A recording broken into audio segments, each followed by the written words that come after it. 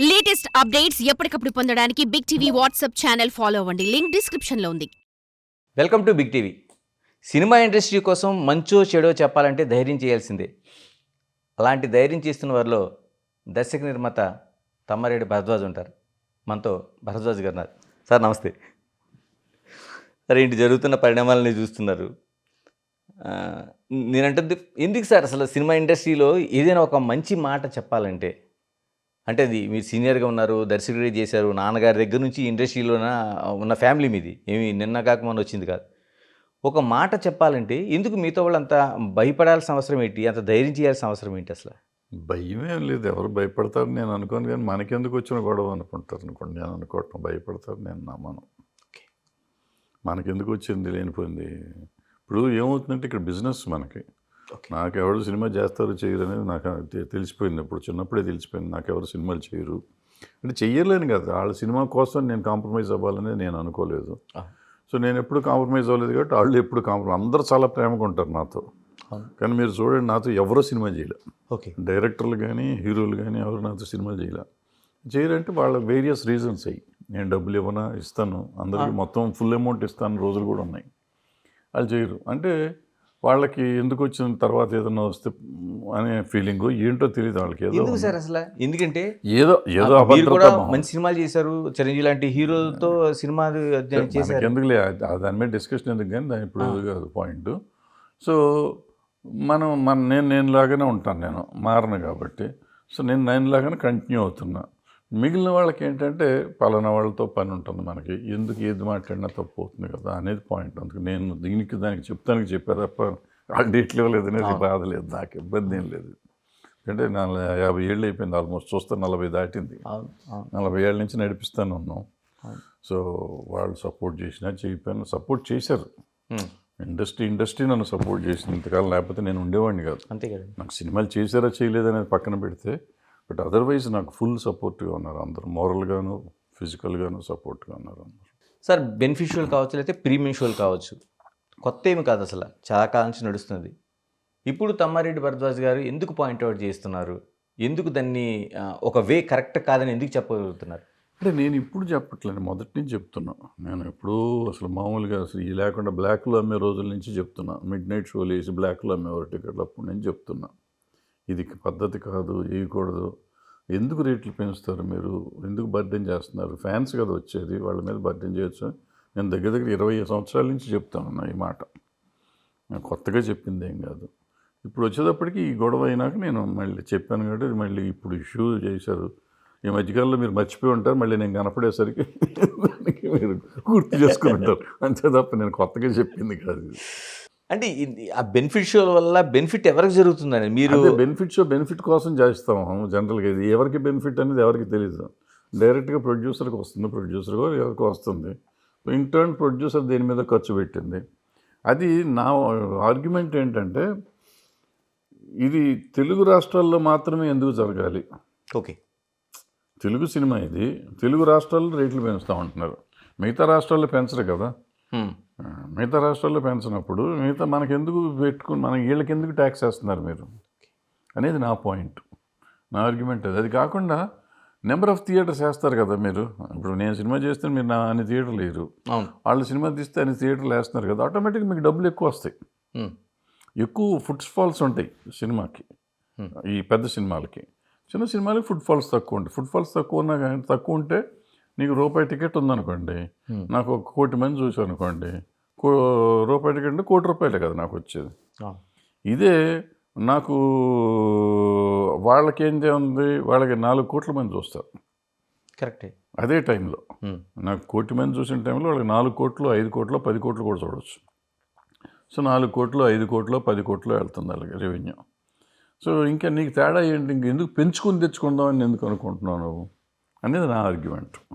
అంటే సినిమా వ్యయం పెరిగిపోతుంది, మాకు కాస్ట్ పెరుగుతుంది, 10 కోట్లు వస్తుందిగా, అంటే ఇంకా పెరుగుతుంది, మాకు అసలు రెమ్యునేషన్స్ వాటి ఇవ్వడంలో భారీ బడ్జెట్తో తీస్తున్నాం కాబట్టి. కరెక్టే, నేను కాదంటలా, దీన్ని కాదంటలా. మీకు 1200 థియేటర్లు 13,000 థియేటర్లు వేస్తే వస్తుంది కదా రెవెన్యూ, నీకు రేటు ప్రకారం వస్తుంది కదా రెవెన్యూ. ఈ తెలుగు రాష్ట్రాల్లో పెట్టినందువల్ల మీకు ఎంత తేడా వస్తుంది? 20,000, 20 కోట్ల, 30 కోట్ల, 50 కోట్ల, 100 కోట్ల, మ్యాక్సిమం 100 కోట్లు మ్యాక్సిమం. ఓకే. మ్యాక్సిమం వచ్చేది. 100 కోట్లు తెలుగు రాష్ట్రాల్లో వచ్చింది అంటే అది 1000 కోట్ల పైన చేస్తుంది సినిమా. ఓకే. మీకు 500 కోట్ల మించి మీరు సినిమా జరగదు. ఈ 100 కోట్లు తీస్తే 900 కోట్లు వస్తుంది. 900 కోట్లు అంటే నీ 500 కోట్ల పోతే 400 కోట్ల లాభం వస్తుందిగా. అవును. ఇంక ఈ 100 కోట్ల కోసం తెలుగు ప్రేక్షకులను ఎందుకు ట్యాక్స్ చేస్తావు అనేది నా పాయింట్. ఓకే. వచ్చే 100 కోట్లే కదా. అవును. 300 కోట్ల ప్రాఫిట్ వస్తే చాలదా? హ్మ్. 400 వస్తే చాలదా? 500 అవ్వాలా రూలా? ఏమన్నా ఉందా? ఆ 500 కూడా 100 కోట్లు ఇక్కడ ట్యాక్స్ వేయాలా నువ్వు? ఇప్పుడు అదనం ఇంతకుముందు ఏంటంటే మన తెలుగులోనే ఉండేది గతంలో. ఇప్పుడు మనకి హిందీ అయింది, డబ్బింగ్ అయింది, తమిళ్ అయింది, మలయాళం అయింది, కన్నడం అయింది, ఓవర్సీస్ వచ్చింది, చచ్చినంత స్పాన్ పెరిగింది. ఇదే ప్రపంచం అంతా ఆడుతున్నప్పుడు నీకు డబ్బులు వస్తున్నాయి కదా. ఇంకా ఎందుకు ఈ 100 కోట్ల కక్కుర్తి అనేది నా పాయింట్.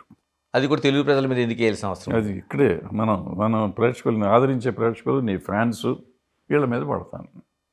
ఖచ్చితంగా. వాళ్ళే కదా 10 సార్లు చూసేది. అవును సార్. రెమ్యునేషన్ కోసం చాలా వరకు గతం నుంచి కూడా చర్చలు జరుగుతూ ఉన్నాయి. అంటే అది ఒక పోటీలాగా, అంటే తీసుకునేది రెమ్యునేషన్ లాగా కాకుండా వాళ్ళెంత తీసుకున్నారు మేమెంత తీసుకోవాలంత ఒక పోటీ జరుగుతూ ఉంది. తీసుకున్నారు, వాళ్ళ సినిమాలు సేల్ అవుతున్నాయి కాబట్టి తీసుకుంటున్నారు. ఆ తీసుకున్నాక మళ్ళీ దీనికోసం ప్రయత్నం చేయొద్దు అంటాను నేను. ఓకే. మరి బెనిఫిషియల్ అని ఇదని జనాన్ని మీద ట్యాక్స్లు వేయొద్దు అంటాను నేను. తీసుకోండి, నేను అప్పుడైనా ప్రాఫిట్లోనే ఉంటారు కదా. అంటే ఒక రేస్ అనిపించట్లేదు దాంట్లో 25% ఆఫ్ ది రెవెన్యూ తీసేసుకోండి అంటున్నా. టోటల్ రెవెన్యూ, ప్రాఫిట్లో కాదు, టోటల్ రెవెన్యూలో. ఓకే. ఇప్పుడు 1000 కోట్లు చేసిన అనుకుంటే 250 కోట్లు వచ్చేస్తాను స్ట్రైట్ నీకు. 500 కోట్లు చేసిన 150 కోట్లు స్ట్రైట్ వచ్చేస్తాను. ఇట్లా పెట్టుకోండి. 100 కోట్లు చేస్తే 10 కోట్లు హీరోకి వచ్చేస్తుంది స్ట్రైట్గా. 25 కోట్లు సారీ. అట్లా తీసుకోండి, శుభ్రంగా తీసేసుకోరాదా అన్నా నేను. జరిగే పనులు కాదు, నాకు ఉచిత సలహాలు పడేస్తాను. మందేమైంది, మంది కాదు కదా. ముడ్డినిది కాదు కాబట్టి కాశీ దాకా దాకమన్నారంట. మనం ఏదైనా చెప్పచ్చు, వాళ్ళకి తెలుస్తుంది వాళ్ళ కష్టం ఏంటో. అంటే కదా సార్, ఒకప్పుడు 100 రోజులు ఆడిందా, లేకపోతే 200 రోజులు ఆడిందా, 350 రోజులు ఆడిందా అనేది ఒక పెద్ద ఇది ఉండేది. ఇప్పుడు అలా కాకుండా ఎన్ని కోట్ల రూపాయలు రెమ్యునేషన్ తీసుకుంటున్నారు, ఒక రేస్ జరుగుతుంది. ఇది ఇండస్ట్రీలో ఒక ఆరోగ్యకరమైన పోటీలాగా అనుకోవాలా? కాదని అదే కదా నేను చెప్పింది. నన్ను గోలంతా అదే కదా, నా బాధ అంతా అదే కదా. ఇప్పుడు మనం మంచి సినిమా, ఇప్పుడు రామారావు నాగేశ్వర గారు పోటీలు ఉండేది. నేను యాక్ట్ చేసిన సినిమా గొప్పదా, ఆయన యాక్ట్ చేసిన సినిమా గొప్పదా అని ఉండేది. 100 రోజులు ఆడిందనేది ఫ్యాన్స్ కొట్టుకున్నా, మా ఓడు రావణాసురుడు వేసాడు చంపేశాడు అంటే, మా ఓడు ధర్మదాతలో చేశాడు, ముసలాశం వేసాడు చంపేశాడు అని వీళ్ళు, అదే విప్పరనారాయణ వేసాడు చంపేశాడు అని ఇట్లా నాగేశ్వరరావు రామారావు ఆ పెర్ఫార్మెన్స్ల మీద పోట్లాడుకునేవారు, లేదా మ్యూజిక్ మీద పోట్లాడుకునేవారు, డ్యాన్సుల మీద పోట్లాడుకునేవారు. ఇప్పుడు దేని మీద పోట్లాడుతున్నాం? డబ్బుల మీద పోట్లాడుతున్నాం. ఆ డబ్బులు ఎవరి? మళ్ళీ మనయ్య. ఖచ్చితంగా మనం తగలేసుకుని మనం పోట్లాడుకుంటున్నాం. ఎక్కడ ఏం పులిస్టా పడే అవకాశం కనిపిస్తుందండి మీకు? అంటే యాజ్ లాంగ్ యాజ్ నాకు అభిమానం ఉన్నంతకాలం నేను ఎంత ఉన్నా కానీ ఎంత పెట్టినా భరించి వెళ్తాను. నేను దొంగతనం చేస్తున్నానా, అప్పు తీసుకుంటున్నానా, అడుక్కుంటున్నానా సంబంధం లేదు. బెగ్ బార్ ఓర్ స్టీల్ ఏదైనా చేసి తీసుకుని సినిమా చూడాల్సిందే నాకు, ఎంత పెట్టినా కానీ.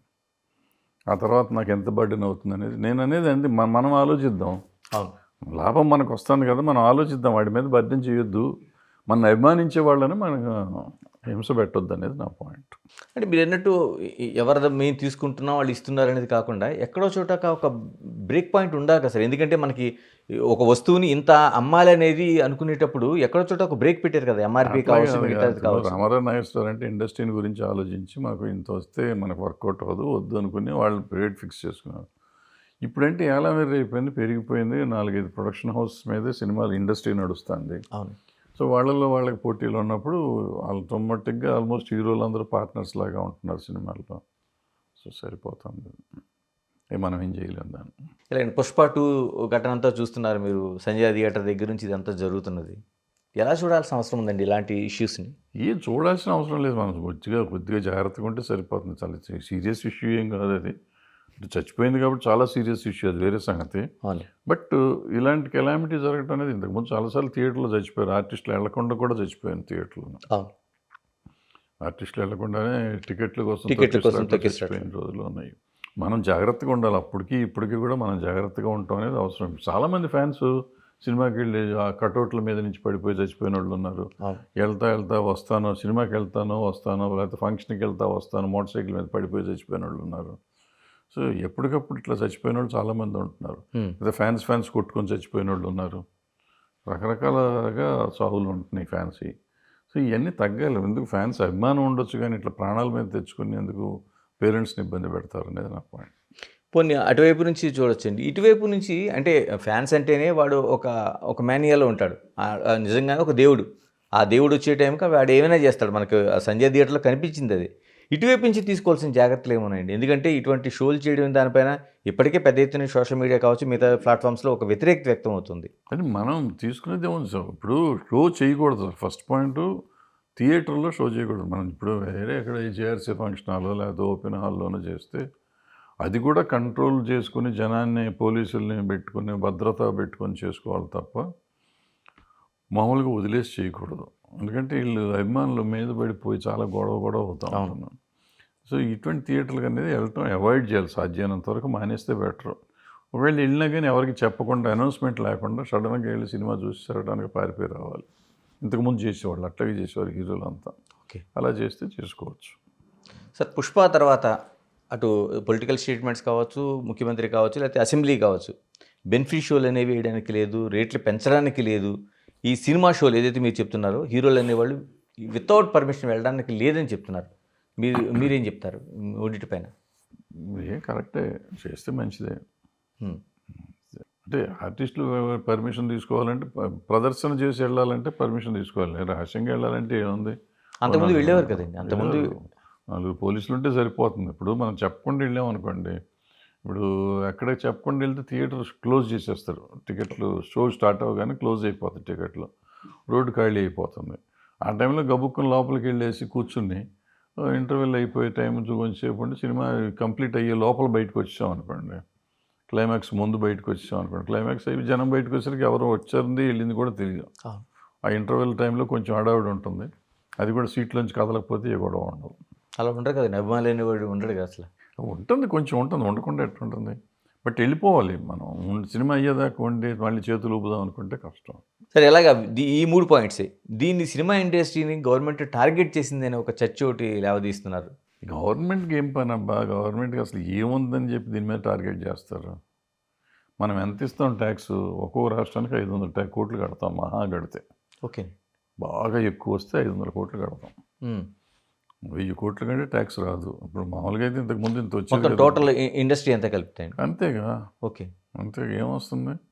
5,000 కోట్లు చేస్తాయి సినిమాలు మొత్తం 2 స్టేట్లకు కలిపి 5,000 కోట్లు చేస్తాయి. 5,000 కోట్లకి జిఎస్టీ. 5,000 కోట్లు యాక్చువల్గా మనకు వచ్చేది తొక్కలోది. 5,000 కోట్లు లెక్కలేస్తాం కానీ ఓన్లీ మన స్టేటే తీసుకోవాలి, మన 2 స్టేట్లే తీసుకోవాలి. ఓకే, 2,000 కోట్లు కాదు, నేను పొరపాటు తప్పుడు లెక్క అది.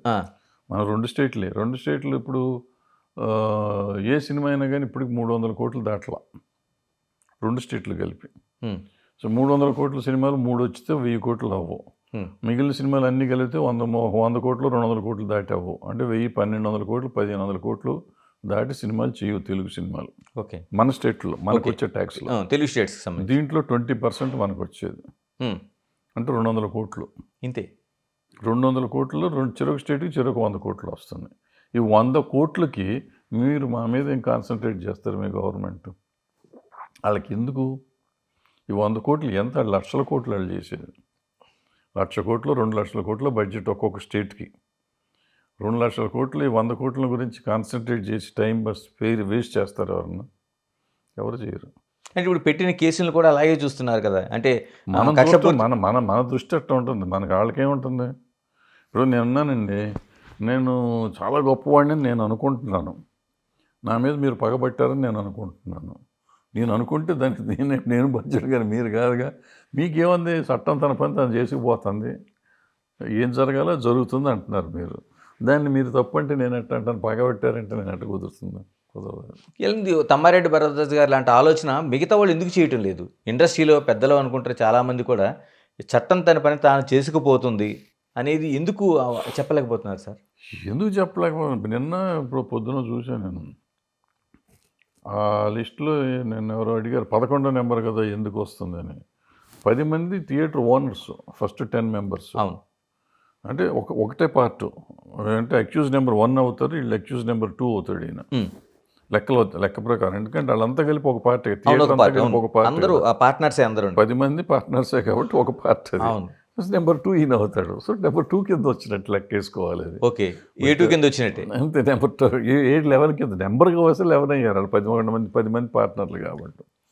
సో ఇట్లా సింపుల్గా మనం ఆలోచిస్తే ఉంటుంది. ఏముంటుంది, ఆ కేసు వెళ్తారు వస్తారు, అది బెయిల్ వస్తుంది, మామూలు. అది 2 రోజులు ఉండాల్సి వస్తే ఉండాల్సి రావచ్చు. సో ఇవన్నీ మనం తీసుకునే విధానాన్ని బట్టి ఉంటాయి, సింపుల్గా తీసుకోవాల్సిందే. ఎందుకు కాంప్లికేట్ అయింది సార్? ఎందుకంటే అసెంబ్లీలో సైతం చర్చ జరిగింది, మళ్ళీ అల్లు అర్జున్ దాన్ని ఏదైనా కానీ మా అసెంబ్లీలో చర్చించాల్సినంత విషయం కూడా కాదు ఇది. చర్చించాల్సి వచ్చింది, ఎందుకు వచ్చిందో తెలియదు. వచ్చినాక సీఎం గారు అంత తీవ్రంగా స్పందించాల్సిన అవసరం లేదు, క్యాజువల్గా చెప్పవచ్చు, లేదు జరిగింది, దాని చట్టం దాని పని చేసుకుపోతుందని ఆయన వదిలేయచ్చు. బట్ ఆయనకి గెలికారు, ఎవరో గెలికారు.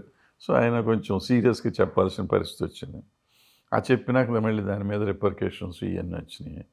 ఈ రిపర్కేషన్స్ని మళ్ళీ ఎవరో, ఇవేమైందంటే ఇక్కడ మేజర్గా సోషల్ మీడియా నాలాంటి వాళ్ళు, ఖాళీగా ఉన్న వాళ్ళు చాలామంది ఉన్నాం, చాలా ఛానల్స్ పెట్టేసుకున్నాం. పెట్టేసుకుని మన నోటికి వచ్చింది మనం మాట్లాడుతూ ఉంటాం. ఇప్పుడు మనకేం పోయింది, మనకి సోషల్ రెస్పాన్సిబిలిటీ మనకు లేదు. ముఖ్యమంత్రి గారు పగబట్టాడు పలానా వాడి మీద, లేదా పలానా హీరో పలానా ముఖ్యమంత్రి మీద పగబట్టాడు, సినిమాలో జరిగిన సీను ముఖ్యమంత్రి చేసి దింపేస్తాడు, ఇటువంటివన్నీ పెట్టేసుకుంటుంటారు. ముఖ్యమంత్రి సినిమాలో లాగా కాకుండా రియల్ హీరోలాగా ఈయన చంపేస్తాడు, ఈయన రియల్ హీరోలాగా ఆయన్ని చంపేస్తాడని మనం పెట్టేస్తున్నాం. ఇక్కడ కటింగ్, అక్కడ కటింగ్, అక్కడ కటింగ్, సినిమాలో కొట్టినట్టు ఏడాపెడా కొడతా అంటే ఇటు వీళ్ళకి కడుపు మండుతుంది, అటు వాళ్ళకి కడుపు మండుతుంది. వీళ్ళు చేయిస్తున్నారు. యాక్చువల్గా వాళ్ళ ఎవరికి మనకు సంబంధం లేదు. మన యూట్యూబ్ ఛానల్స్ ఉన్న వాళ్ళు ఎవళ్ళకి ఇటు ముఖ్యమంత్రి గారితో కానీ అటు అల్లు అర్జున్ గారితో కానీ సంబంధం ఉన్నవాళ్ళు ఎవరు లేరు. నాకు తెలిసి ఎవరు మాట్లాడిన వాళ్ళు కూడా ఉండకపోవచ్చు మెజారిటీ. కానీ అన్ని ఛానల్లోకి వెళ్ళో లేకపోతే వాళ్ళ ఛానల్లోనో కూర్చుని ఏం జరిగిందని మీ పోటీ అడిగితే చక్కగా నేనే చూసినట్టు మాట్లాడుతుంటా. ముఖ్యమంత్రి గారు తాండూటి చేస్తే అల్లు అర్జున్ గారు, ఎవరయ్యా నీకు చూసావా నువ్వు, నీకు తెలుసా, ఈయన తెలుసా, ఆయన తెలుసా, ఎప్పుడన్నా మాట్లాడారా, ఏముండదు. క్రిస్టల్ క్లియర్గా జరిగింది చెప్పేసి వీళ్ళు చూసినట్టు చెప్తూ ఉంటారు. సో దాంతో ఏమవుతుంది, ఎవళ్ళకాళ్ళు అంటే ఛానల్స్ కూడా ఏ పార్టీకి ఆ పార్టీ లాగా ఉంటాయి కదా. సో వాళ్ళు లేనిపోని అన్నీ పెరిగిపోతున్నాయి. మనం సాధ్యమైనంత వరకు ఛానల్గా ఉన్న మన సోషల్ రెస్పాన్సిబిలిటీ ఏంటంటే ఏ సమస్య వచ్చినా పరిష్కరిస్తానికో లేకపోతే దాన్ని సమస్య తగ్గిస్తానికి ట్రై చేయాలి, అగ్నిలో ఆజ్యం పోస్తానికి ట్రై చేయకూడదు. బట్ అన్ఫార్చునేట్గా ఇది జరగట్లేదు. సార్, మీ ఫాదర్ తమ్మారెడ్డి గారి దగ్గర నుంచి ఇలాంటి వివాదాలు రావటం, పరిష్కరించుకోవడం, దాసనారాయణ గారు తర్వాత మీరు కూడా ఆ పాత్రలో చాలా వరకు మీరు చేసి ఉన్నాయి. ఇప్పుడంటే మీరు మామూలుగా పరిమితమయ్యారు, కానీ ఒకప్పుడు ఇవన్నీ చూసిన వాళ్ళే. ఎందుకు సార్ సినిమా ఇండస్ట్రీ ఎంతో కేవలం కొన్ని ఘటనలో మాత్రమే స్పందిస్తుంది, మిగతా సమస్యల్లో పరిష్కరించలేకపోతుంది పెద్దలు, సినిమా పెద్దలకు ఇప్పుడు అనుకుంటున్న వాళ్ళు? వీళ్ళు పరిష్కారం చేయకపోవడం అనేది ఏం లేదు, ప్రతిదానికి పరిష్కారం ఉంటుంది. ఇప్పుడు కొంతమంది దీనికి వచ్చారు దానికి ఎందుకు రాలేదు అంటారు. మాకు సంబంధించిన వరకే మేము వస్తాం. ఇప్పుడు ప్రతిదానికి మనం స్పందించాల్సిన అవసరం లేదు. సినిమా ఇండస్ట్రీలో ఉన్న వాళ్ళ కోసం మనం స్పందిస్తాం. పక్కన వాళ్ళ కోసం ఎందుకు స్పందించలేదు, అప్పుడు ఎందుకు స్పందించలేదు, ఇప్పుడు ఎందుకు స్పందించలేదు చాలామంది అడుగుతూ ఉంటారు. ఎప్పుడు అవసరమైతే అప్పుడు స్పందిస్తారు. నాకు మీరు పరిచయం అండి, మీకు ఏదైనా జరిగితే నేను గబుక్కుని స్పందిస్తాను. అదే అతను నాకు పరిచయం లేదు, అతనికి ఏదో జరిగితే అయ్యిందో అనుకుంటాను తప్ప నేను వెంటనే స్పందించను. మీరు వచ్చి ఏమయ్యా అప్పుడు కెమెరాకి వచ్చాడు కదా, నువ్వు ఎందుకు రాలేదంటే నేనేం చెప్తాను, అతను ఎవరో కూడా నాకు గుర్తు తెలియదు కదా. కెమెరామెన్ నాతో పనిచేశాడు, మీరు వచ్చి మీతో పాటు వచ్చాడని తెలుసు తప్ప నాకు ఎవరో తెలీదు. నేను ఎందుకు రాలేదంటే నేనేం చెప్తాను దానికి. సో ఇవన్నీ అనవసరం. ఇప్పుడు ఇదేమైంది, సడన్గా ముఖ్యమంత్రి గారు అన్నారు, గబగబా అందరం బయలుదేరుతాం, ఇది ఒక ఏలమెర్రి. ఇవన్నీ విచిత్రంగా ఉన్నాయి, చూస్తా అంటే కొంచెం తమాషా. ఇలా నిన్న జరిగిన మీటింగ్ని మీరు చూశారు, ఏమనిపించిందండి మీటింగ్ సారాంశంలో? అసలు ఇంతమంది అంటే దాంట్లో కూడా ఒక ఇది, కొందరిని ఎందుకు పిలవలేదో అర్థం కాలేదు, కొందరిని ఎందుకు పిలిచారో కూడా అర్థం కాలేదు. పిలవటం ఏముందండి, ఇప్పుడు ఆయన ముఖ్యమంత్రి గారిని కలుస్తానికి చైర్మన్ గారు అడిగారు, టైం అడిగారు, ఆయన ఇచ్చారు. చైర్మన్ గారికి ఇష్టమైన వాళ్ళందరినీ పిలుచుకున్నారు, తెలిసిన వాళ్ళను ఇష్టమైన వాళ్ళను వాటెవర్, ఆయన సినిమా ఇండస్ట్రీ అనుకున్న వాళ్ళందరినీ పిలిచాడు ఆయన. దాంట్లో ఏముంది, ఇంకా ఎందుకు పిలవలేదు అంటానికి మనం ఎవరు అడుగుతానికి. మరి ఇంకేముందండి, ఇప్పుడు ఫిల్మ్ డెవలప్మెంట్ కార్పొరేషన్ చైర్మన్గా ఆయన దిల్ రాజు గారు పిలిచింది అనుకోవాలా, లేకపోతే సినిమా ఇండస్ట్రీ అంతా కలిపి ఒక ఇష్యూని పరిష్కరించుకోవడానికి వెళ్ళినట్టు చైర్మన్ గారు పిలిచినాడు. చైర్మన్ గారు ఎవరిని పిలిస్తాడు వచ్చారు అంతే అనుకోండి. నాకు తెలిసినంత వరకు అంత విన్నంత వరకు నేను అంత. మరి సినిమా ఇండస్ట్రీ అంతా ఒక రిప్రజెంటేషన్ లాగా అంతా దానికి చెప్పారు కదండి మొత్తం సినిమా అంటే మీకు తెలియాల్సిన విషయం ఏంటంటే సినిమా ఇండస్ట్రీ అంటే ఎవరు? దగ్గర దగ్గర 300 సినిమాలు జరుగుతాయి ప్రతి సంవత్సరం. ప్రతి ప్రొడ్యూసరు సినిమా ఇండస్ట్రీ అంటే ఇప్పుడు మనకు 1000-2000 మంది ఉంటారు. వాళ్ళందరినీ మనం పిలవలేం. పనిచేసేవాళ్ళు మా వర్కర్స్ దగ్గర దగ్గర 30-40 వేల మంది ఉంటారు. వాళ్ళని పిలవలేం. సో ఈ ఆర్టిస్టులు కానీ టెక్నీషియన్స్ కానీ మిగిలిన వాళ్ళు చేస్తే ఇంకా వాళ్ళు ఇంకా ఉంటారు. ఎవరిని పిలవాలి? అందుకని ఇప్పుడు ఏమైంది, మా కౌన్సిల్లో నుంచి కూడా విడిపోయి ఏంటి ఓకే ఫెడరేషన్ లాగా కాదు సినిమా ప్రొడ్యూసర్ కౌన్సిల్ నుంచి వాళ్ళు విడిపోయి కాదు, వాళ్ళు సపరేట్గా ఇంకోటి పెట్టుకున్నారు, ఒక వ్యవస్థ పెట్టుకున్నారు. పెట్టుకుని అంటే రన్నింగ్ ప్రొడ్యూసర్స్ అంతా దాంట్లో ఉంటారు. సో ఇవాళ ఈ గత 2-3 ఏళ్ళుగా లైమ్ లైట్లో ఉన్నవాళ్ళు, గత 2-3 ఏళ్ళుగా ఉన్నవాళ్ళు అంతా కలిసి ఒక యూనిట్ చేసుకుని వాళ్ళే పబ్లిసిటీ చేసుకోవటం అన్నీ వాళ్ళు కలిసి పెట్టుకున్నారు అన్నమాట. నేను అనుకోవటం దానికి చైర్మన్ దిల్ రాజు గారు. ఓకే దానికి కూడా ఇప్పుడు ఉన్నారో లేదో తెలీదు, ఒకప్పుడు ఆయనే దాన్ని ఆయన బ్రెయిన్ చేయలేదు. సో వాళ్ళందరినీ పిలిచారు. ఇప్పుడు అక్కడ ఉన్న వాళ్ళంతా మెజారిటీ ఇప్పుడు running producers, running directors except Raghavendra Rao గారు. మిగిలిన వాళ్ళంతా రాఘవేంద్రరావు గారు కూడా ప్రొడ్యూసర్గా దాంట్లో ఉన్నారు. ఓకే డైరెక్టర్గా కాకుండా ప్రొడ్యూసర్గా ఆ గ్రూప్లో ఉన్నారు ఆయన.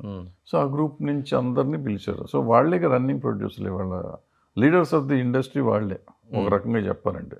అందులో మీకు తెలిసిన వాళ్ళు ఉండొచ్చు, తెలిసిన వాళ్ళు ఉండకపోవచ్చు, బట్ వాళ్ళు రన్నింగ్లో ఉన్నారు సినిమాలు. వాళ్ళ సక్సెస్ఫుల్ పేర్లన్నీ అందులో ఉన్నాయి.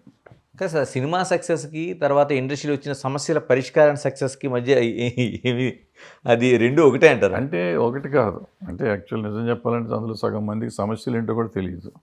సో అందుకని ఎవరు సైలెంట్గా ఉన్నారు. ఇప్పుడు మనం అక్కడికి వెళ్ళి ఆయన మీరు బ్రహ్మాండంగా చేశారంటానికి వెళ్ళక్కర్లా, స్టేట్మెంట్ ఇచ్చి కూర్చోవచ్చు ఇంట్లో. అవును. సో మనకి ఏమన్నా కావాల్సిందేమన్నా అడుగుతానికి వెళ్ళాలి. యాక్చువల్గా మనకి మేమంతా అనుకుంది బయట మేము అందరం అనుకుంది ఏంటంటే జరుగుతున్న సమస్యకి పరిష్కారానికి వెళ్తున్నారేమో ఏమన్నా అనుకుంది. అసలు ఆ విషయం ఎవరు మాట్లాడలేదు, అసలు సంబంధం లేదు, ఆ విషయం మాట్లాడలే. ఆయన కూడా ఈ చిన్న విషయాలు పట్టించుకోవద్దని ఆయన చెప్పాడు. ఆయన ముందే చెప్పారు, అసెంబ్లీలో నేను వాటెవర్ నేను చెప్పిందంతా దానికి కట్టుబడి ఉన్నాను, అదే ఫైనల్ అని చెప్పారు ఆయన. అయిపోయింది.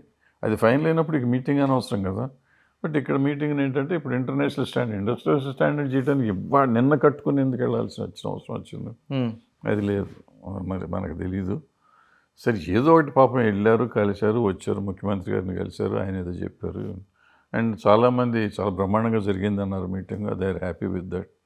వాళ్ళు హ్యాపీగా ఉన్నప్పుడు మనం హ్యాపీగా ఉండాలి తప్ప మనకెందుకు బాధ మధ్యలో. కాదు సార్, ఒక 40-50 ఇయర్స్ నుంచి ఇండస్ట్రీ దగ్గరగా ఉన్నారు. నేను అడుగుతుంది ఏంటి, ఇంటర్నేషనల్ స్టాండర్డ్స్లో ఉండే సినిమాది ఏంటి, అంతకుముందు మనకు ఏముంది, ఇప్పుడు ఏం చేయబోతారు సార్? ఏం చేయటం అంటే ఏదో చేస్తాం తెలుస్తుంది. ఇప్పుడు మొన్న బాహుబలి తీసాం, మొన్న కల్కి తీసాం, ఇప్పుడు ఇంటర్నేషనల్ స్టాండర్డ్స్లో వచ్చాం కదా. మా RRR తీసాం, ఆస్కార్ దాకా వెళ్ళాం. సో ఇవన్నీ ఇంటర్నేషనల్ స్టాండర్డ్సే కదా. అంతకుముందు మనం ఇక్కడ ఆంధ్రదేశం దాటి కర్ణాటక దాటి బార్డర్ దాటలేదు మనం. ఇప్పుడు తమిళనాడుకు వెళ్ళి తమిళనాడు ఇంతకుముందు ఉండేవాళ్ళం, మధ్యలో ఇప్పుడు మళ్ళీ వచ్చాం. హిందీ బెల్ట్ ఇప్పుడు వెళ్తున్నాం. పుష్ప అసలు ఎంత చేసిన హిందీ సినిమాల రికార్డులు అన్నీ బ్రేక్ చేసేసింది. డబ్బింగ్ సినిమా అయ్యుండి హిందీ సినిమా ఇంతవరకు ఏ సినిమా చేయనంత దానికి ఎక్కువ చేసింది. సో మనం స్టాండర్డ్ అమెరికాలో కూడా అట్లాగే చేస్తుంది అది. సో రికార్డులు బ్రేక్ చేస్తున్నాం కదా. ఇంటర్నేషనల్ స్టాండర్డ్ అంటే అంతే. అది ఇంకా పెరగాలి, ఇంకా యూరోప్లో కూడా రావాలి, లండన్లో కూడా రావాలి, ఇంగ్లాండ్లో కూడా రావాలి, ఆస్ట్రేలియాలో రావాలి, ప్రపంచం అంతా రావాలి. అంటే సినిమా క్వాలిటీ కాదు మనకి, అంటే సినిమా క్వాలిటీ అయితేనే వాళ్ళంతా చూస్తారనేది. క్వాలిటీ లేకపోతే వాళ్ళు చూస్తారా అంటే క్వాలిటీ. ఇప్పుడు మనకి 250 సినిమాలు ఇందాక చెప్పినట్టు అవుతున్నాయి. 30-40 సినిమాలే కదా ఇక్కడ ఆడినా, అక్కడ ఆడినా కానీ బయటికి వెళ్ళేది. మొత్తం అన్ని సినిమాలు వెళ్ళట్లా. సో ది స్టాండర్డ్ ఉన్న ఫిలిమ్సే బయటికి వెళ్తాయి, అన్ని సినిమాలు వెళ్ళవు. సో అదే ఇంటర్నేషనల్ స్టాండర్డ్ అనేది. సార్ ఇంటర్నేషనల్ స్టాండర్డ్స్ అంటే అది గ్రాఫిక్సా లేకపోతే గ్రాఫిక్స్ అంటే అవసరమైతే గ్రాఫిక్స్, లేకపోతే కథాంశమా సార్? సార్ కథాంశమే ఫస్ట్. కథాంశం గ్రాఫిక్స్తో కూడిన కథాంశమా, ఫ్యామిలీతో కూడిన కథాంశమా, హాస్యంతో కూడిన కథాంశమా, ఇది యాక్షన్తో కూడిన కథాంశమా అని ఉంటాయి, రకరకాలు ఉంటాయి. సైంటిఫిక్ కథాంశమా, దేనికి అవసరమైన గ్రాఫిక్స్ అది చేస్తామా, అది మనం ప్రజెంట్ చేసే విధానం ఇంటర్నేషనల్ స్టాండర్డ్లో ఉందా లేదా, అంటే కెమెరా వర్క్ కానీ, ఎడిటింగ్ కానీ, మ్యూజిక్ కానీ, అంటే ఏదో చుట్టేసినట్టు ఉందా, లేకపోతే మనకి ఆ స్టాండర్డ్లో ఉందా, రియాలిటీకి దగ్గరగా ఉందా, రకరకాలు. ఒకటి రియలిస్టిక్ సినిమాలు అవ్వచ్చు, ఒకటం నార్మల్గా అసలు మనం ఊహించనేది జరిగే సినిమాలు అవ్వచ్చు, ఇంకోటి సైంటిఫిక్స్ కొత్తగా ఉండొచ్చు, ఆలోచించి ఉండొచ్చు. అలాంటివన్నీ మనం వాళ్ళ స్టాండర్డ్లో తీస్తున్నామా లేదా. అంటే దానికి ముఖ్యమంత్రి గారితో సమావేశం జరగాల్సిన అవసరం ఉందా అంటారు? ముఖ్యమంత్రి గారు అంటే మీరు మాకు సపోర్ట్ చేయండి చేస్తా అన్నారు, అయిపోయింది కదా, సింపుల్, ఒక మాటలో అయిపోయింది అది.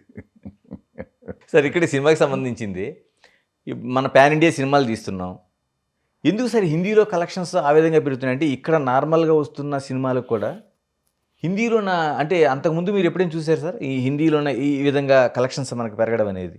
లేదు, ఈ మధ్యకాలంలోనే పెరిగింది. ఎందుకు సార్ అది ఆ కథాంశం ఎందుకని వాళ్ళు అంత కనెక్ట్ అవుతున్నారండి మనకి? అంటే మనకి హిందీలో మీకు ఈ డాకు సినిమాలు, గీకు సినిమాలు బాగా ఎక్కువ ఉండే గతంలో. షోలే దగ్గర నుంచి షోలే కానీ, డాకు సినిమా, మేరా గాంవ్ మేరా దేశ్, అటువంటి సినిమాలు అన్నీ విపరీతం కలెక్ట్ చేస్తుండే. మంగళ డాకు, టొంగల్ డాకు, ఏదో డాకు, ఈ డాకు, ఆ డాకు అని చాలా సినిమాలు అండి. అది మధ్యలో పోయింది, మధ్యలో పోయి సాఫిస్టికేటెడ్ సినిమాలు వచ్చినాయి. సో ఇప్పుడు ఈ పర్టికులర్ సినిమా వచ్చేటప్పటికి మళ్ళీ ఉంది, అది రూరల్ అర్బన్ అంతా మీకు ఆ సినిమాలు ఎక్కువ చూస్తారు. మొన్న చూడండి, మొన్న గదర్ అని ఒక సినిమా వచ్చింది, గదర్ 2, అది విపరీతంగా చేసింది. స్త్రీ 2 అని ఒకటి వచ్చింది, అవును, అది దగ్గర దగ్గర ఇట్టాగే చేసింది, అది టాప్ లిస్ట్లో ఉంది. అది మాసెస్కి అట్రాక్ట్ చేసి, మన విఠలాచార్య గారి సినిమా లాగా ఉంటుంది అది. అవును, స్త్రీ 2. బుల్బులయ్య 2 3 ఒకటి వచ్చింది, అది ఇట్లాగే ఉంటుంది, అది కొంచెం అది చేసింది, బాగా చేసింది. సో అక్కడ ఏంటంటే మళ్ళీ మాస్ సినిమాలు చూడటం మొదలెట్టారు. ఇది అవుట్ అండ్ అవుట్ మాస్, మనకంటే మనకి ఇది మామూలు సినిమాలాగా ఉండేది, అందుకని మన కలెక్షన్ తక్కువ ఉంది.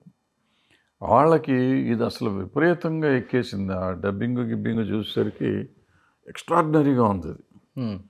వాళ్ళ స్టాండర్డ్లో వాళ్ళకి కావాల్సిన మసాలా మొత్తం ఉంది. ఆ మసాలా చూసేసరికి అసలు అతిగా అదే పెరిగిపోయింది, విపరీతంగా చేసేసింది డబ్బులు. అంటే ఇక్కడ కలెక్షన్స్ కంటే అక్కడ మొత్తం 4 ఇంతలు 3 ఇంతలు ఉంది. సార్ ఒక్కసారి నేను వెనక్కి వస్తాను. ఇప్పుడు నిజంగా ఇటువంటి సమస్యలు వచ్చేటప్పుడు ఫిల్మ్ ఛాంబర్ ఉంది మనకి, తర్వాత ఎఫ్డిసి ఇప్పుడు ఎలాగా ఉన్నారు, అంటే ఏది ముందు ప్రయాణం చేయాలి, ఏది వెనక్కి చేయాలి, ఇప్పుడు ఒక చర్చ ఒకటి ప్రారంభమైంది. అసలు ఏంటంటే సమస్య వచ్చినప్పుడు ఏం చేయాల్సిన అవసరం ఉంది? అంటే ఫిల్మ్ ఛాంబర్ పాత్ర ఏంటి? సమస్యలు ఏదైనా ఫిల్మ్ ఛాంబర్లో సాల్వ్ అయిపోతాయి. గవర్నమెంట్తో సమస్యలు అంటే ఎఫ్డిసి కోఆర్డినేట్ చేస్తుంది. నాకు తెలిసి గవర్నమెంట్తో ఏ సమస్యలు లేవు, మనకి ఉన్న ఈ సమస్యలు ఉన్నాయి, కానీ ఆ సమస్యల గురించి నిన్న ఎవరో మాట్లాడలేదు. నిన్న మాట్లాడలేదు. పైగా సమస్యల కోసం వెళ్ళినట్టు కూడా లేదు. సమస్యల కోసం వెళ్ళాలంటే ఛాంబర్లో మీటింగ్లో పెట్టి ఛాంబర్లో నుంచి ఓ రెజల్యూషన్ తీసుకుని వెళ్ళాలి అక్కడికి, ధర్మంగా అయితే. అటువంటిది ఏమీ చేయలేదు. కౌన్సిల్లో కూడా చేయాలి, మూవీ ఆర్టిస్ట్ అసోసియేషన్లో కూడా చేయాలి. చేయాలనుకుంటే అన్ని చోట్ల చేసుకుని అందరినీ కలుపుకొని వెళ్ళాలి. వర్కర్స్ ఫెడరేషను అంటే ఇండస్ట్రీ సమస్యలు అనుకుంటే, లేదనుకుంటే ఇదేంటంటే ఇప్పుడు సినిమా నిర్మాతలు కానీ వాళ్ళ ఆర్టిస్టులకు కానీ ఉన్న సమస్యలు అనుకున్నారు, రన్నింగ్ ప్రొడ్యూసర్లు అనుకున్నారు, ఏదో వాట్ ఎవర్ అనుకున్నారు, రన్నింగ్లో ఉన్న వాళ్ళు అనుకున్నారు, వాళ్ళు వెళ్ళారు. తప్పేం లేదు దాంట్లో. ఎందుకంటే నేను ఇండస్ట్రీ అని నేను చెప్తాను, 40 ఏళ్ళ నుంచి ఉన్నాను నేను, 15 ఏళ్ళ నుంచి 12 ఏళ్ళ నుంచి సినిమాలు తీయట్లా. నాకు ఏం తెలిసి వచ్చు అక్కడ, నన్ను పిలవలేదని నేను ఇక్కడ కూర్చుని అన్ని పుల్లలు పెట్టి చెడగొడతాను తప్ప మనం చేసేది ఏముంది. ఇవాళ వాళ్ళు ఫేస్ చేస్తున్న వాళ్ళు ఉన్నారు, ఈ లాస్ట్ 3 years నుంచి సినిమాలు తీసిన వాళ్ళు, కాబట్టి వాళ్ళకి ఇవాళ సమస్య తెలుస్తుంది. ఓకే, నేను నిన్నటి సమస్య చెప్పగలను కానీ ఇవాళ సమస్య నేను చెప్పలేను. సో నన్ను పిలవలేదు అంటాం కంటే తెలిసిన వాడిని వెళ్ళటం బెటర్. బట్ ఏంటంటే ఎక్కువ మంది వెళ్తే too many cook spoil the బ్రాత్ లాగా అంతమంది వెళ్ళాల్సిన అవసరం లేదు. ఏదో అవసరమైన వాళ్ళు 10 మందో 5 వెళ్ళేసి చెప్పుకుని వచ్చేస్తే అయిపోయేది. పిలిచిన వాళ్ళు కూడా వెళ్ళలేదు కదా. ఐ డోంట్ నో వాళ్ళ రీజన్స్ ఏంటో మనకు తెలియదు కదా. సార్ మొత్తం సమస్య ఎంత అంటే పుష్ప అనేది 2 అనేది ఒక సినిమాకి సంబంధించింది, సంజయ్ థియేటర్ సమస్య, తొక్కిసలాట, కేసులు, కోర్టులు, ఇవన్నీ. దీన్ని సినిమా ఇండస్ట్రీ సమస్యగా దాన్ని ఎక్స్పోజ్ చేయటంలోన అది లేదుగా. ఎందుకు ఎక్స్పోజ్ చేశారో తెలియదు, కానీ నిన్న జరిగింది అది కాదు కదా. ఆ సమస్య కోసం వాళ్ళు వెళ్ళలేదు. సో ఇప్పుడు నిన్న నేను అన్నది ఒక మనిషి కోసం ఇండస్ట్రీ తల వంచిందని నేను అన్నానని ఎట్లా ఉంటారు మీరు అన్నారు. నిజమే, ఎందుకంటే వాళ్ళు వెళ్ళలేదు కదా దానికి. అవును, ఇండస్ట్రీ కోసం వెళ్ళా, బట్ వీళ్ళు అనుకున్న మనసులో వీళ్ళందరూ దానికోసం వెళ్ళారు నిజం చెప్పాలంటే నా ఉద్దేశంలో. బట్ అక్కడికి వెళ్ళాక ఆయన మాట్లాడే అవకాశం లేదు, వీళ్ళు అది మాట్లాడలేదు. సందర్భం అయితే అదే, అంతే కదా. సందర్భం అయితే అదే. ఇప్పుడు ప్రత్యేకంగా సినిమా ఇండస్ట్రీకి వచ్చిన కష్టం లేదు, లేదా ఇంటర్నేషనల్ స్థాయికి తీసుకెళ్లాల్సిన వేదిక కాదు. సో ఏదైనా కానీ అది కాదు కాబట్టి నేను తప్పు, వాళ్ళు రైటు. ఆయన ఏమీ చేయలేదు, ఆయన వల్ల అయింది కాదు ఇది. మామూలుగా జనరల్గా ఇండస్ట్రీ వెళ్ళాల్సి వచ్చింది, ముఖ్యమంత్రి గారిని కలిసి వచ్చారు, అంత సింపుల్. సరే, ఇలా జరిగితే పుష్ప ఘటన నేపథ్యంలో సినిమా ఇండస్ట్రీ తరలిపోతుంది అనేది ఒక బ్లాక్ మెయిలింగ్ లాంటిది ఒక వాయిస్ వినిపిస్తున్నాయి. అంత వీక్గా ఉందండి. నేను ఇందాక చెప్పాను కదా, నాలాంటి పని లేని వాళ్ళు చాలామంది ఉన్నారు ఈ దేశంలో, రాష్ట్రంలో. మాకేముంది, నేను తరలి వెళ్ళిపోతాను, నేను వెళ్తా, ఏమన్నా అవుతుందా ఇండస్ట్రీకి? 20 వాళ్ళు ఎవరో స్టేట్మెంట్ ఇస్తే ఏమవుతుంది? ఎవరు వెళ్ళేది? ఎవరికాళ్ళ ఆస్తులు ఎక్కడ ఉన్నాయి, సినిమాలు ఎక్కడ ఉన్నాయి? ఇప్పుడు ఇక్కడ సినిమా తీసేవాళ్ళు ఎంతమంది? అందరూ బయటికి వెళ్ళి తీసుకుంటున్నారు, అట్లా వెళ్ళి తీస్తారేమో. దీనిండి ఎవరు వెళ్తారు? వెళ్ళమనండి, నష్టం ఉంది. మేము హైదరాబాద్కి రావడానికి 40 ఏళ్ళు పట్టింది ఇండస్ట్రీ రావడానికి, మద్రాసు నుంచి రావడానికి. ఇంత కష్టపడితే వచ్చింది ఇక్కడికి. ఈ డ్యాన్సులు నేర్పించి, ఫైట్లు నేర్పించి, యూనియన్లు పెట్టి, సినిమాలు తీసి, స్టూడియోలు కట్టి, ఒకటి చేసాం, అన్ని కష్టాలు పడ్డాం. సో అంత ఈజీ ఏం కాదు. ఇప్పుడు స్టూడియోలు కట్టక్కర్లేదు, ఇంతకు ముందులో టెక్నాలజీ మారిపోయింది కాబట్టి అంత లేదు. బట్ ఓవర్ నైట్ వెళ్ళిపోవచ్చు, వెళ్ళి చేయాలంటే. బట్ ఓవర్ నైట్ ఎవరు వెళ్తారు? ఎందుకు వదిలిపెట్టి వెళ్తారు? ఏం అవసరం ఉంది? ఏమైనా కొట్టారా, తిట్టారా? నన్ను ఏం జరిగింది ఇక్కడ? సరే, సినిమా ఇండస్ట్రీ కోసం నేను ఏదో చేయాలి, ఎక్కడికో తీసుకెళ్ళాలి అనుకునే ప్రయత్నం చేస్తుంటే, ఇప్పుడు నా పైన వ్యక్తిగత హననం కావచ్చు, లేకపోతే ఈ పర్సనల్ టార్గెట్ కావచ్చు నాకు అవుతుందని అల్లు అర్జున్ బాధపడ్డారు ఒక ప్రెస్ కాన్ఫరెన్స్లో. నిజంగా అలాంటి పరిస్థితులు ఉంటాయండి? అంటే ఒక వ్యక్తి ముందుకు వెళ్తుంటే, ఒక ఇండస్ట్రీని ముందుకు తీసుకెళ్ళాలి. అన్ని మిస్అండర్స్టాండింగ్స్ ఇవన్నీ నేను అనేది మీకు మిస్అండర్స్టాండింగ్సే. ఆయన అనుకోవటం కరెక్ట్ కాదు, ఆయన అనుకోవటం ఏది కరెక్ట్ కాదు. ఇప్పుడు వ్యక్తిగతంగా నేను నిన్న చెప్పాను, నా వీడియోలో కూడా చెప్పాను. ఆయన చెప్పింది నేను ఇందాక చెప్పినట్టు, వాళ్ళ రామారావు గారి సినిమాలు చెప్తే 100 సినిమాలు చెప్పొచ్చు. 100, 100, 300, 200 చేశారు, 200 చేసినట్టున్నారు ఆయన. అందులో ఒక 15, 20, 30 సినిమాల పేర్లు చెప్పొచ్చు మనం. ఆయన అద్భుతమైన పెర్ఫార్మెన్స్ చేశాను. నాగేశ్వర గారు 100 సినిమాల పైన ఉంటే ఆయనకి చెప్పొచ్చు. కృష్ణ గారికి కూడా 2-3 సినిమాలు చెప్పొచ్చు. సోమన్ బాబు గారికి 3-4 చెప్పొచ్చు. చిరంజీవి గారికి స్వయం కృషి లాంటివి చెప్పొచ్చు. బాలకృష్ణ గారికి కొన్ని చెప్పొచ్చు. వీళ్ళకి వచ్చేటప్పటికి ఏం సినిమాలు చెప్తాం? కరెక్ట్. నువ్వు వేసిన వేరియేషన్ ఎక్కడ ఉంటాను? అఫ్కోర్స్ పాపం అల్లు అర్జున్ అనే అతను కానీ, ఎన్టీఆర్ అనే ఆయన కానీ చాలా కష్టపడతారు ఆర్టిస్టులుగా. ఆ సినిమాలో కథ ఏముంది అనేది దానికంటే వీళ్ళు ఆ క్యారెక్టర్ని నిలబెట్టుకోవటానికి వీళ్ళు నిజంగా చాలా కష్టపడి వాళ్ళు ఈ స్టేజ్కి వచ్చారు వాళ్ళు. అయితే దానివల్ల మనకు వచ్చేదేం లేదు. ఇవాళ భారతదేశంలో ఎన్టీ రామారావు గారిని ఇవాళకి మర్చిపోకుండా అంటే ఆయన పెర్ఫార్మెన్సెస్ వల్ల. కరెక్ట్. ఆయన పోయే ఆల్రెడీ 30 ఏళ్ళు అయిపోయింది. 30 ఏళ్ళకి కూడా ఇంకా ఆయన గురించే మాట్లాడుతున్నాం, ఆయన పెర్ఫార్మెన్స్ గురించి మాట్లాడుతున్నాం అంటే ఆ సినిమాలు లెవెల్కి ఎక్కడికి వెళ్తున్నాం? ఆ సినిమాల్లో ఉన్న ఇది మంచి కానీ చెడు కానీ ఏదైనా ఎక్కడ ఉంది? ఆ ధైర్యం ఎక్కడ ఉంది? కారణం ఎక్కడ సార్? నటుల్లో ఉందా, దర్శకుల్లో ఉందా, లేదా నిర్మాతల్లో ఉందా? నటుల్లోనే ఉంది. నిజంగా చెప్పాలంటే నటుల్లోనే ఉంది. వాళ్ళు అంటే ధైర్యం చాలసం. రామారావు అంటే మనదే ఉంది, ప్రొడ్యూసర్ గారు వచ్చారు, వారి కథ ఉంటే చేసేద్దాం మనం.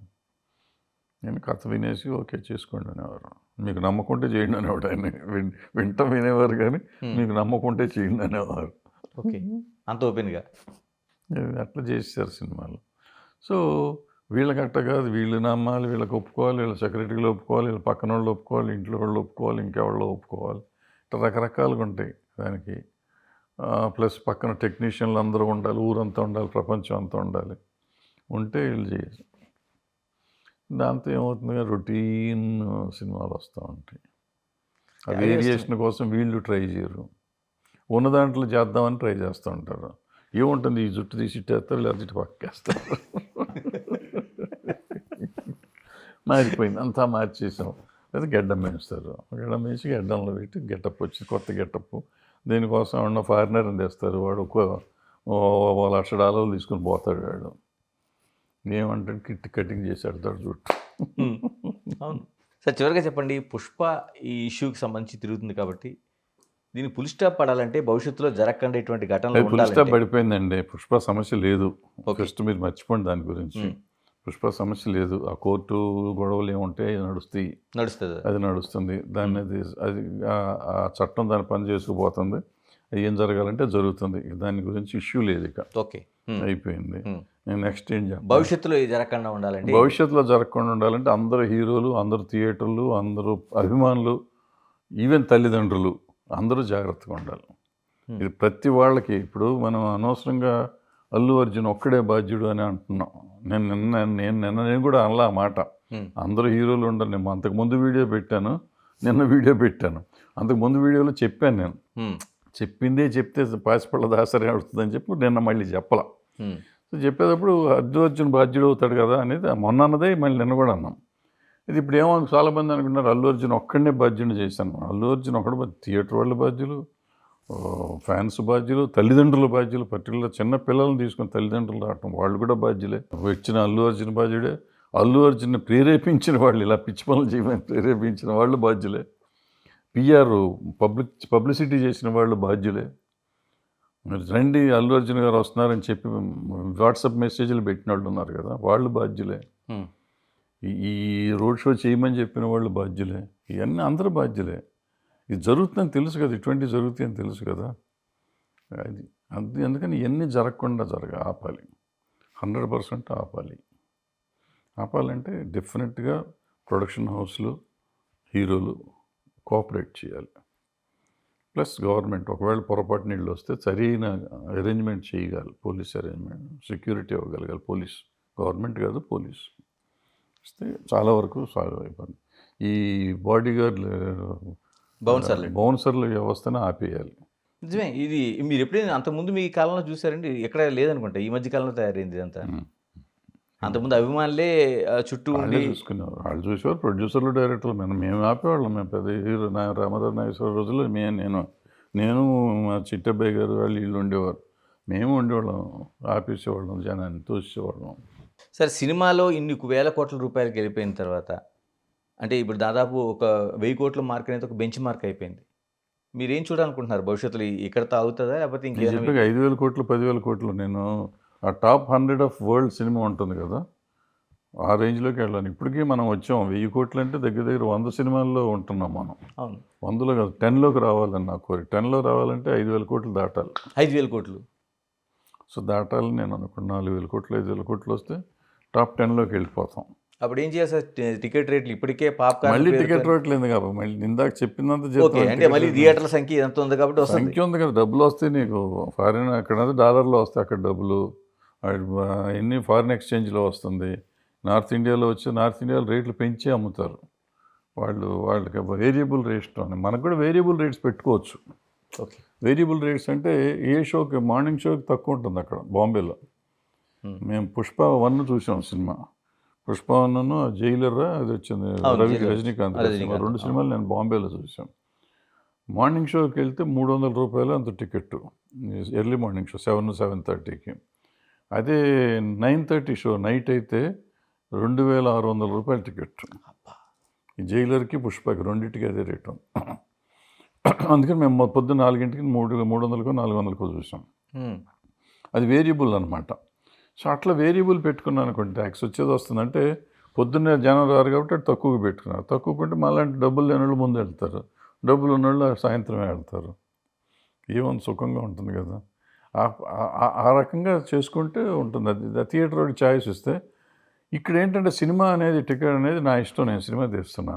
మీ ఇష్టం అయితే మీరు రావచ్చు, లేకపోతే రావకపోవచ్చు. రేట్ పెంచుతాను నువ్వెవరు అని అడుగుతానికి నిజంగా పెంచక్కర్లేదు. పెంచుతామో అన్నారు అనుకోండి, ఇట్లా వేరియబుల్ రేట్స్ పెట్టుకోండి, ట్యాక్స్ కట్టండి, తీసుకోండి, ఎవరు వాళ్ళు వస్తారు. సార్, దీనికి అనుబంధంగా ఇప్పుడు చాలా వరకు టికెట్ రేట్లే కాదు, లోపలికి వెళ్ళిన తర్వాత మనకు పాప్కార్న్ కల్చర్ పెరిగింది. అసలు సామాన్యుడు 1,500 నుంచి 2,000 రూపాయలు పెట్టకపోతే సినిమా థియేటర్కి వెళ్ళలేని పరిస్థితి ఉంది. మనం రోజు అనుకుంటున్నాం. నేను దగ్గర ఇటువంటి దీని మీద ఒక 15 వీడియోలు చేశా. ఎవరైనా తగ్గారా? వెళ్ళి కొంటున్నారుగా. పాప్కార్న్ ఇప్పుడు యాక్చువల్లీ నేను ఫస్ట్ వీడియో పెట్టినప్పుడు 150 ఉండేది, ఇప్పుడు నాకు 350 అయింది. 350 అయింది. అవును, అది జాంబో ప్యాక్ అని 200 రూపాయలు పెరిగింది. మనం 15 వీడియోలు పెడితే డెవలప్మెంట్ ఏంటంటే 200 రూపాయలు పెంచారు వాళ్ళు. అది పరిస్థితి. కదండి అది ఒక సెంటిమెంటరీ పిల్లల్ని తీసుకెళ్ళినప్పుడు ఒక సెంటిమెంటరీ బ్లాక్మెయిలింగ్ లాంటిదండి అది పిల్లలు పిల్లలకి అడుగుతారు. అది లేకుండా గడవదు. పిల్లల్ని తీసుకెళ్తే నీకు ఒక్కొక్క పిల్లడి మీద ₹500 నువ్వు ఖర్చు ప్రిపేర్ అయిపోయి వెళ్ళాలి. వెళ్ళకపోతే కుదరదు. అది ఇది అనుభవించాల్సిందే. అనుభవించాల్సిందే తప్పదు. మనం చేసిందే కదా! మనం చేసింది మనం అనుభవించక ఎవరు అనిపిస్తారు? ఎక్కడ బ్రేక్ అంటే చేసి ఇప్పుడు ఏమవుతుంది, కందకు లేని దొరద కత్తి పెట్టుకెందుకని వాళ్ళకి లేని బాధ నీకెందుకు అంటారు. నీకు ఇష్టం లేదా మానే, నేను రమ్మని నేను అడగట్లేదుగా. టికెట్ పెట్టాను, దీనికి రేటు పెట్టాను ఇంత, దీనికి ఇంత రేటు పెట్టాను. నీకు ఇష్టమైతే రా, కష్టమైతే మానేయి. నీ దగ్గర డబ్బులు లేవనుకో, నోరు మూసుకొని లోపలే కూర్చో. సినిమా థియేటర్ బయటికి రాబాకు. వచ్చిన టాయిలెట్కి వెళ్ళి మళ్ళీ లోపలికి వెళ్ళి కూర్చో, సినిమా చూసుకో. ఎవడు కొనమన్నాడు నేను ₹300? నేను కొనమన్నానా? బలవంతం ఏం లేదు కదా.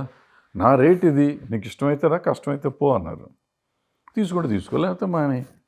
అదొక ఆర్గ్యుమెంటు. సామాన్యుడు వస్తున్నాడు కదా, ఈయన మోసం చేసేస్తావా అనేది ఇంకో ఆర్గ్యుమెంటు. రెండు కరెక్టే. అండ్ నియంత్రణ ఎలాగండి సార్ మరి? ఎవరు నియంత్రించలేరు. అంటే నియంత్రించాలని చట్టాలు ఉన్నాయి, అన్నీ ఉన్నాయి, కానీ ఎవరు నియంత్రించలేరు. ఆ చట్టాన్ని నేను చాలా అడ్వాంటేజ్గా వాడుకోవచ్చు. ఇప్పుడు కోకోకోలా బాటిల్, వాటర్ బాటిల్ ఉందనుకోండి, దాని మీద టీఆర్పీ ఎంఆర్పి ఉంది. ఎంఆర్పి ఉంటుంది. ఎంఆర్పి రేట్కి అమ్మాలని ఉంటుంది. సో వాళ్ళు ఏం చేస్తారంటే లూజ్ వస్తారు. లూజ్ ఎంతైనా పెట్టుకోవచ్చు. అవును. మీకు బాటిల్ అమ్మరు, లూజ్ అమ్ముతారు. లూజ్ అమ్మితే ₹100 అమ్మవచ్చు. వాళ్ళకి యాక్చువల్గా ₹3 ₹4 పడుతుంది లూజు. ₹100 ₹80 అమ్ముతారు. సమోసాలు వాళ్ళు ఈ ₹3కి తెస్తారు. మనకి వచ్చేటప్పటికి అమ్మాలంటే ₹25 ₹50కి అమ్ముతారు. సార్ ఫైనల్గా ఇప్పుడు అంతకుముందు ఏదో పెద్ద దిక్కు అంటే దాసరి నారాయణరావు ఉండేవారు, తర్వాత చిరంజీవి ఏదో చూపించారు. అంటే ఇప్పుడు ఏదో ఎఫ్డీసీ కావచ్చు, లేకపోతే ఫిల్మ్ ఛాంబర్ కావచ్చు, ఇలాగే ఉంటుందా? లేకపోతే సినిమా ఇండస్ట్రీకి ఒక పెద్ద దిగ్గా ఒక ఫోటోలో అది ఏమైనా కనిపిస్తుందా మనకు అంటే భవిష్యత్తు? పెద్ద దిక్కు అని అసలు ఎక్కడ ఉండదండి. భ్రమది. దాసరి నారాయణరావు గారు అనుకోకుండా ఏంటంటే ఆయన అన్నిట్లోనూ ఆయనే కనపడేటట్టుగా ఆయన actor, writer, director, producer, distributor, ఏంటి ఎగ్జిబిటరు, వర్కరు అన్నీ ఉండేవాడు. పొలిటీషియన్ను, ఇన్ని అవతారాలు ఉన్నాయి కాబట్టి ఆయన ఏ సమస్య వచ్చినా అందరూ ఆయన దగ్గరికి వెళ్తానికి అవైలబుల్. ఇంకోటి వీటన్నిటికంటే అబోవ్ ఆల్ అవైలబుల్. అవైలబుల్. ఎవరు వెళ్ళినా తలుపు తీస్తే ఒక టీ కాఫీ ఇచ్చి మరి సమస్య వినేవాడు ఆయన. అంత బిజీగా ఉండి ఎలా వినేవాడు ఆయన, మనిషో ఇంకోటో తెలియదు నాకు. దానివల్ల ఆయనకి అవకాశం వచ్చింది. అలా మనం అవ్వలేము, అసలు ఇంపాసిబుల్. ఇంకో మనిషి పుడతామని అవసరం, పుడతాడని నమ్మటం కూడా తప్పది. పుట్టడు ఎవరు. చాలామంది అనుకుంటారు మా ముఖ్యమంత్రి గారు చేయరా, మా ప్రైమ్ మినిస్టర్ చేయట్లేదా, లేకపోతే ఆయన చేయట్లేదా, లేకపోతే ఈ హీరో గారు చేయట్లేదా, ఇంతమంది చేయట్లేదా, నేను ఈ సేవలు చేస్తున్నాను. ఇవన్నీ ఓకే, మీరు అన్నీ కరెక్టే. బట్ ఈయన చేసింది మీరు ఎవరో చేయలేరు, ఎవరూ చేయలేం. అది ఇంపాసిబుల్ అనమాట. అంటే ఎన్నిట్లో సక్సెస్ఫుల్ ఆయన. ఇంకోటి ఆలోచించాలి, నాలాంటి వాళ్ళు ఎవరైనా చేసి ఉండొచ్చు, ఒకళ్ళిద్దరు చేస్తే కొన్ని చేసి ఉండొచ్చు, కొంతవరకు 50% 25% చేసి ఉండొచ్చు. కానీ మేము మిగిలిన ఆయన అన్నిట్లో సక్సెస్ఫుల్. ఆయన ఓకే, ఒక దాంట్లో సక్సెస్ఫుల్ అయ్యి ఉండొచ్చు. ఆయన ప్రతిదీ as a director is a great director, as a writer great writer, as an actor great actor, as a producer great producer. ఏది చెప్తే డిస్ట్రిబ్యూటర్ పెద్ద డిస్ట్రిబ్యూటర్, చివరికి పత్రికాధిపతిగా పెద్ద పత్రికాధిపతి, లిరిసిస్ట్గా కూడా, లిరిసిస్ట్గా ఆయనే ఉన్నాడు, డైలాగ్ రైటర్గా ఆయనే ఉన్నాడు. ఆయన ఏది కాదు, ఒక మ్యూజిక్ డైరెక్టర్ ఒకటే కాదు, ఆయన పాడలేదు, మ్యూజిక్ చేయలేదు, మిగిలిన అన్నీ చేసాడు ఆయన. సో ఆయనతో మనం కంపేర్ చేయలేం. అందుకని ఆయనకి అవకాశం వచ్చింది, ఆ అవకాశం మనకు రాదు. ఇంకొకటి మీరు పెద్దగా అనుకోవాల్సింది, ఇప్పుడు మనం మామూలుగా పలానా వాళ్ళు ఉండొచ్చు కదా, పలానా వాళ్ళు చేయొచ్చు కదా అంటారు. It's practically not possible to spend time for them. వచ్చే వాళ్ళ కాఫీలు టీలు ఇవ్వాలి, ఎంత అవుతుందో తెలుసా? భోజనాలు పెట్టాలి, ఎంత అవుతుందో తెలుసా? అసలు ఇంట్లో ప్లేస్ ఉండాలి, అంతమందిని అకామిడేట్ చేస్తానికి, వాళ్ళకి ఎన్ని ఇస్తానికి. నెల అయ్యేటప్పటికి ఆ బిల్లు ఎవరు కడతారు? ఆయన కట్టి భరించాడు పాపం. ఎవరు భరించి పెట్టుకోగలిగే వాళ్ళు ఎవరు ఉంటారు? ఇవన్నీ జరిగే పనులు కాదు. ఊరికి పెద్దలేడా అంటారు. మీ సమయం పోయింది, ఓ డైలాగే కదా, పెద్దలేడా. పెద్ద అవ్వాలంటే పెద్ద అయినందుకు ఆయన ఎంత అనుభవించాడో నాకు తెలుసు. ఆయన ఎంతెంత డబ్బులు అయ్యో తెలుసు. ఆయన రోజు నెలకి ఎంతమందికి డబ్బులు ఇచ్చేవాడో నాకు తెలుసు. అవన్నీ ఎక్కడి నుంచి వస్తాయి? ఆయన పెద్ద అన్నారు. ఆ పెద్ద మొత్తం ఉన్నది ఉంచుకున్నదంతా కరిగిపోయింది. ఆయన గురించి ఎంతో చెప్తారు, అన్ని లక్షల కోట్లు ఉంటాయి, ఇన్ని వేల కోట్లు ఉంటాయి అంటారు. అల్టిమేట్గా ఆయన పోయినప్పుడు ఎంత ఉందో లెక్క నాకు తెలుసు. ఇక్కడ ఏమీ లేదు. ఆ పిల్లలకి ఏమొచ్చింది, 3 పిల్లలకి ఇంత ఉంటుంది. అది వాళ్ళు ఏ కామన్ మ్యాన్కైనా వచ్చినంత వచ్చింది వాట వాళ్ళకి, ఇంకంతకంటే తక్కువ వచ్చింది. ఏముంది ఇవన్నీ పెట్టుకుని పెద్ద పెద్ద పేరు తప్ప ఏముంది ఆయనకి.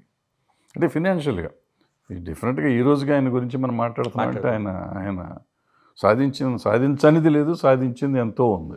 సార్ మీరు అటువైపు నుంచి చెప్పారు, నేనేమంటానంటే ఆయన చెప్తే వినేవాళ్ళు ఉండేటోళ్ళు, ఇప్పుడు చెప్తే వినేటోళ్ళు ఉన్నారండి. వింటాను కదా, ముందు దొరికేవాళ్ళు లేరు. ఇప్పుడు ఆయనకు ఫోన్ చేస్తే ఎత్తేవారు, మనకు ఫోన్ చేస్తే ఎవరు ఎత్తరు కదా, వినేవాళ్లే కదా. ఇప్పుడు అంతకు ముందుకి ఇప్పటికి ఏంటంటే, ముందు ఈ కొత్త టెక్నాలజీ వచ్చినాక, కార్వాన్లు సెల్ ఫోన్లు వచ్చినాక, టెక్నాలజీ మారిపోయినాక ఎవళ్ళకాళ్ళు సపరేట్ అయిపోయారు.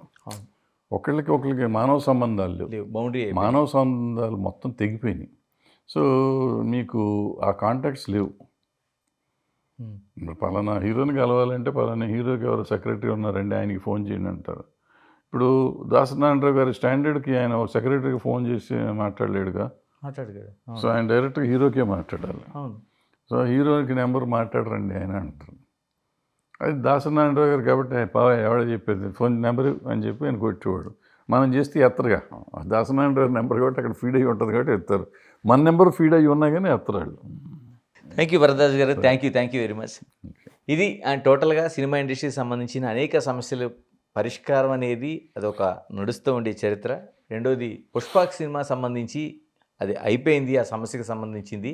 ఇక చట్టం తన పని తాను చేసుకుపోతుంది. మరోవైపు ఇండస్ట్రీలో జరుగుతున్న పరిణామాలకి, అంటే వస్తున్న కథలు కావచ్చు, లేకపోతే నిర్మాణం కావచ్చు, ఇవన్నిటికీ కీలకంగా ఆ చిత్ర హీరోని వాళ్ళ జాగ్రత్తలు తీసుకుంటే గతంలో ఉండే ఏదైతే పరిణామాలు అనుకుంటున్నామో, ఒక క్వాలిటీ అనుకుంటున్నామో, అవన్నీ చూసే అవకాశం ఉంటుంది. Keep watching Big TV. This is Ganesh. For more videos like this, subscribe Big TV channel.